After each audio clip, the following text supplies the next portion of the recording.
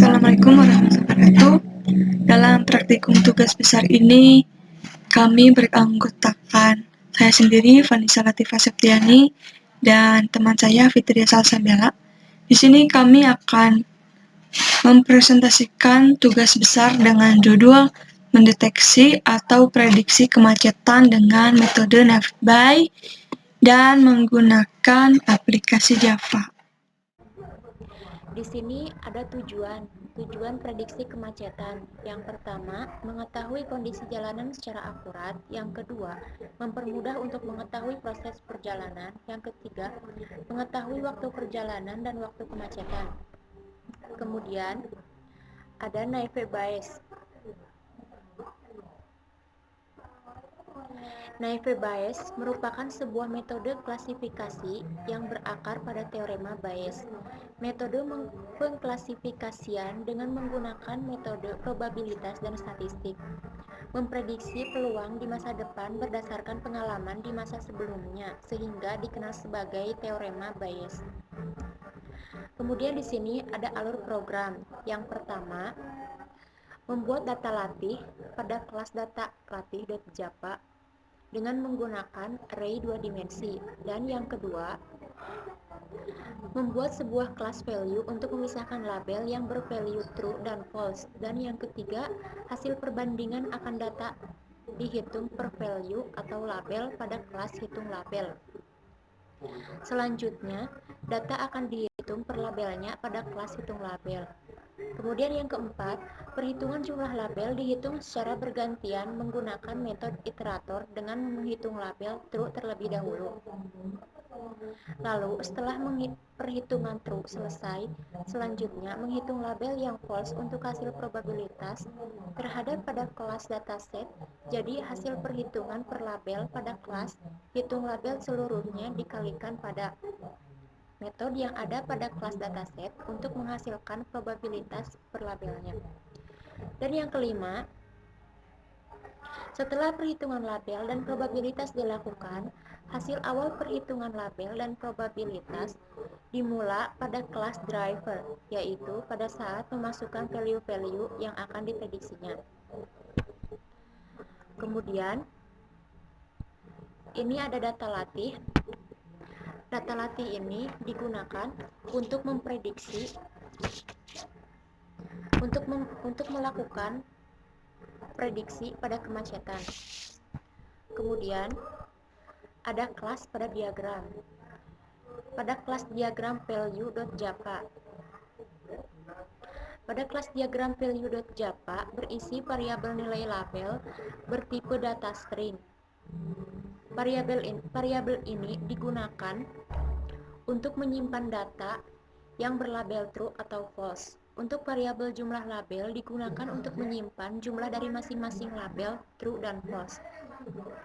Masing-masing variabel mempunyai get method, dan untuk variabel jumlah label mempunyai get method, dan untuk variabel jumlah label memiliki set method yang digunakan untuk mengubah jumlah dari masing-masing label true atau false.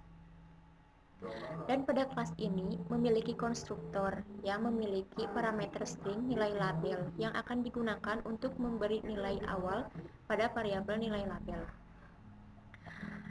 Label dari true dan false akan dipisahkan agar dapat menghitung masing-masing probabilitas pada data yang berlabel true atau false. Pemisahan dilakukan menggunakan metode hashcode dan equals. Dan karena kita akan membandingkan nilai dari feature value dengan feature value yang lainnya, kami menggunakan metode hashcode dan equals, dan nama data diinisialisasikan ke dalam konstruktor. Dan metode toString digunakan untuk mengembalikan objek string yang mewakili nilai integer.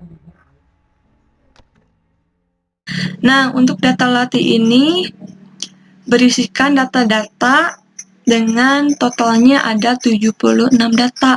Nah, data ini dibuat dengan menggunakan array 2 dimensi. Nah, selanjutnya, untuk kelas hitung label ini memiliki string, nama data, dengan string array 2 dimensi yang mewakili data dalam kelas dataset tersebut. Nah, selanjutnya untuk kelas dataset ini sama memiliki string array 2 dimensi yang mewakili data dalam dataset dan digunakan juga untuk mengikuti atau melacak dengan menggunakan metode private fitur kelas fitur yang diisi dengan null. Nah, kemudian metode toString ini biasanya digunakan untuk mengecek dataset menggunakan format tabel. Nah, untuk kelas halaman ini, jadi ini sebagai main programnya. Jadi semua kelas ini akan dipanggil pada kelas di halaman. Sekarang kita masuk ke eksekusi programnya. Nah, pada saat program dieksekusi, sistem akan mengeluarkan dua menu atau perintah. Nah, jadi perintah pertama ini kita memasukkan atau mengetikkan cek untuk perhitungan probabilitasnya, dan yang kedua ini exit untuk keluar dari program. Nah, di sini saya mencoba memasukkan cek, kemudian setelah cek ini di-enter, maka muncul pertanyaan seperti ini. Masukkan nilai data uji berikut yang berisikan hari, volume, lingkungan, cuaca, ruas jalan, dan kecelakaan. Nah, saya isikan untuk harinya hari Senin, volumenya sedang, lingkungannya pedesaan, cuacanya cerah, ruas jalannya sempit, dan tidak ada kecelakaan. Kemudian setelah di-enter, sistem akan memunculkan tabel data latih tersebut. Namun, dengan pemisahan pada bernilai true. Jadi tabel yang dikeluarkan ini tabel yang bernilai true-nya saja. Setelah tabel ditampilkan, maka akan muncul juga perhitungan. Nih, untuk perhitungan true ini nilai akhirnya 0,0011. Kemudian setelah perhitungan true dapat, dan sekarang maka kita akan mencari nilai false. Nah, setelah nilai false didapatkan, nilai akhirnya yaitu 0,00252. Setelah nilai true dan false dapat, maka kedua nilai ini dikalikan dengan 100. Untuk nilai true ini, hasil dari presentasinya yaitu 4,18500 dan nilai presentase untuk false ini 95,81500.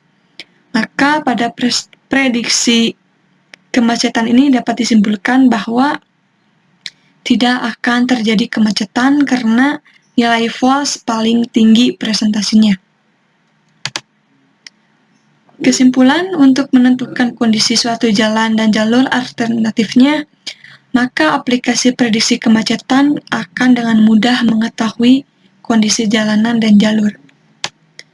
Mungkin cukup sekian presentasi dari kelompok kami. Mohon maaf apabila masih banyak kekurangan atau kesalahan. Wassalamualaikum warahmatullahi wabarakatuh.